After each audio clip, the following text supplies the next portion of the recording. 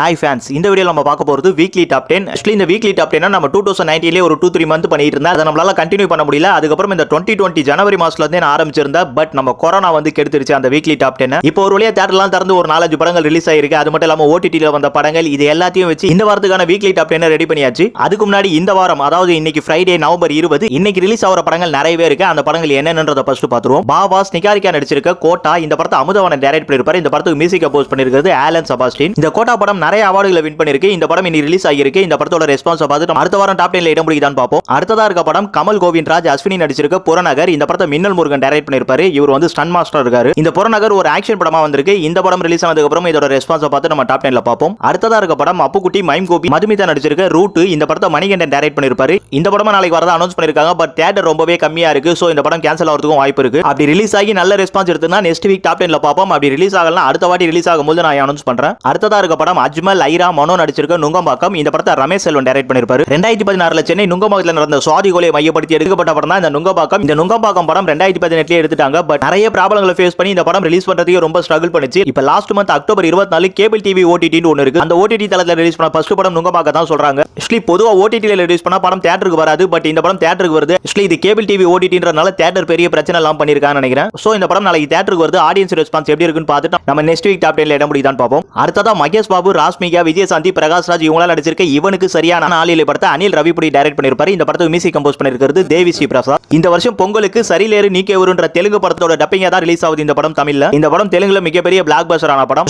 இந்த படத்தை நம்ம தமிழ்ல சன் டிவில வாங்கிட்டாங்க, விஜய் டிவில வாங்கிட்டாங்க. இந்த படம் ஓடிடில வரும் நிறையவே பேச்சு இருந்தது. பட் இன்னைக்கு நம்ம தமிழ்நாட்டில் இருக்க தியேட்டர் எம்டியை தெரிஞ்சுக்கிட்டு கரெக்டா மகேஷ் பாபுவோட படம் இன்னைக்கு ரிலீஸ் ஆகுது நம்ம தமிழ்ல. மகேஷ் பாபுக்கு நம்ம தமிழ்ல நிறைய படங்கள் ஹிட் ஆகாது. பட் இந்த டைமிங்லயாச்சும் இந்த படம் ரிலீஸ் ஆகும்போது ஹிட் ஆகுதான்னு பார்ப்போம். சரி, ஓகே ஃப்ரெண்ட்ஸ், இது வரைக்கும் நம்ம இன்னைக்கு ரிலீஸ் ஆன படங்கள் என்னென்னன்றதை பார்த்துட்டோம். இதுக்கப்புறம் இந்த வாரம் டாப் 10ல இடம் பிடிச்சிருக்க படங்கள் என்னென்னங்கறத அப்கமிங் ஸ்டார் வீக்லி டாப் 10 கவுண்டரை பார்த்து தெரிஞ்சுப்போமா.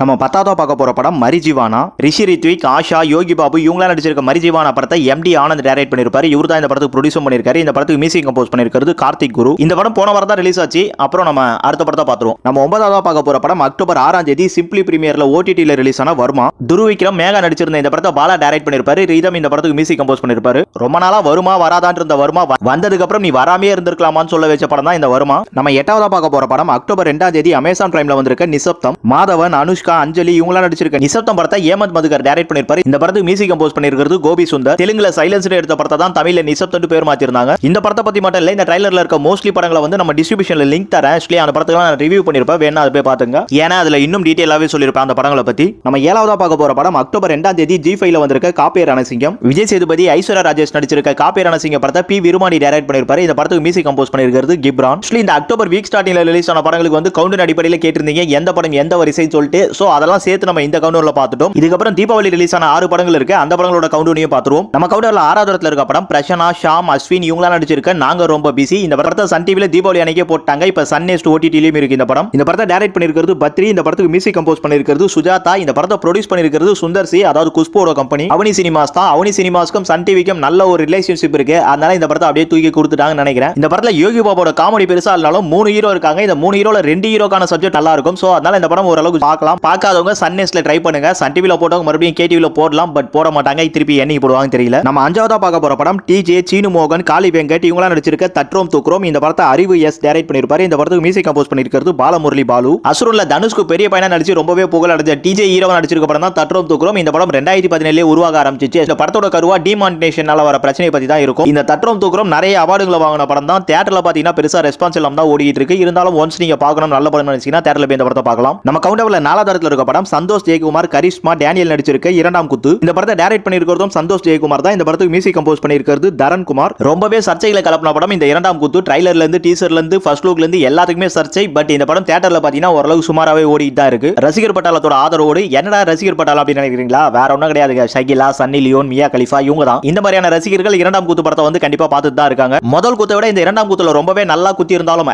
ஃபர்ஸ்ட் பார்ட்டை விட அடல்ட் சீன் நிறையவே இருக்கிறத சொல்லிருக்கேன். இந்த இரண்டாம் குத்து படத்தோட ஃபீட்பேக்கா மொரட்டு குத்திலே குத்துலயே எல்லாத்தையும் குத்திட்டீங்க, இரண்டாம் குத்துலயே அதே மாதிரி குத்துறா எப்படி, வேற மாதிரி குத்தி இருக்கலாமே அப்படின்னு தான் சொல்லிட்டு இருக்காங்க. ஐ மீன் இந்த குத்துன்றது ஸ்டோரி, ஸ்கிரீன் பிளே, டயலாக், அப்புறம் இந்த விஷுவல் இதெல்லாம் தான். இந்த மொரட்டு குத்து படத்தை நம்ம ரிவ்யூ பண்ணல. ரிவ்யூவா ஒரே வார்த்தையில சொல்லி முடிக்கணும்னு கேட்டீங்கன்னா, மொரட்டு குத்துல கதற விட்ட நீங்க இரண்டாம் குத்துல கத்த கூட விடலங்கிறது தான் ஃபேக்டா இருக்கு. இதே அடல்ட் எடுத்துக்காதீங்கப்பா, நான் ஆடியன்ஸோட சாட்டிஸ்ஃபைட் சொல்லியிருந்தேன். நம்ம கவுண்டவர்ல மூணாவதா இருக்க படம் சந்தானம், தாரா, சவுகார் ஜானகி இவங்களாம் நடிச்சிருக்க பிஸ்கோத்து. இந்த படத்தை ஆர் கண்ணன் டைரக்ட் பண்ணிருப்பாரு. இந்த படத்துக்கு மியூசிக் கம்போஸ் பண்ணிருக்கிறது ரிதன். இந்த படத்தோட ஸ்டோரி ஒரு இங்கிலீஷ் படத்தோட தழுவல் தான். அது மட்டும் இல்லாம இந்த படம் நம்ம தமிழ்ல ஒரு ஸ்பூப் ஸ்டோரியா தான் வந்திருக்கு. இந்த ஸ்பூப்ன்றது பாத்தீங்கன்னா ஒரு படங்களை வந்து கலாய்க்கிறது இல்ல. சந்தானம் ரொம்பவே கை தேர்ந்தவர். ஏன்னா லொல்லு சபா மூலம் தான் அவர்லாம் நம்மளுக்கு பெருசா அறிமுகமானவர். சோ அந்த லொல்லு சபா சீரியல்ல சந்தானோட சேர்ந்து ரொம்பவே ஃபேமஸ் ஆன மனோகர் இந்த படத்துல இருக்கிறது ஒரு இன்னொரு பலம். அப்புறம் ஆனந்த்ராஜ், மொட்டராஜேந்தர், பாபான்னு சொல்லிட்டு சந்தானத்தோட காமெடி குழுக்கள் இந்த படத்துல இருந்தாலும் இந்த படத்துல காமெடிங்கிறது அவ்வளவு பெருசா ஒர்க் ஆகல. பட் நார்மலா இருக்கு. யாராச்சும் தியேட்டர் எஃப்டிஎஸ் ரிவ்யூ பார்த்துட்டு இந்த படம் ரொம்பவே மொக்கையா இருக்கும் அப்படின்னு நினைச்சீங்கன்னா அப்படிலாம் கண்டிப்பா கிடையாது. ஓரளவுக்கு பாக்குற மாதிரி தான் இந்த பிஸ்கோத்து படம் இருக்கும். ரொம்ப வந்து மரண மொக்கையெல்லாம் பண்ணிடல. சேம் டைம் இந்த படம் கதை சொல்ற தோணின்றதுனால குழந்தைகளோடவே கண்டிப்பா பார்க்கலாம். பட் கிசிங் அண்ட் ஒரு நாக் சீனை மட்டும் தூக்கி இருந்தா. நம்ம பிஸ்கோத் டைரக்டர் பத்தியும் பேசி ஆகணும். இவர் மணிரத்னம் அசிஸ்டண்டா இருந்தாரு. ஆயுத எழுத்து, கண்ணத்தில் முத்தமிட்டால், குரு இந்த மாதிரி படத்துல எல்லாம். ஆக்சுவலி இந்த மாதிரி டைம்ல தான் சுதா கங்குராவும் மணிரத்னம் அசிஸ்டண்டா இருந்தாங்க.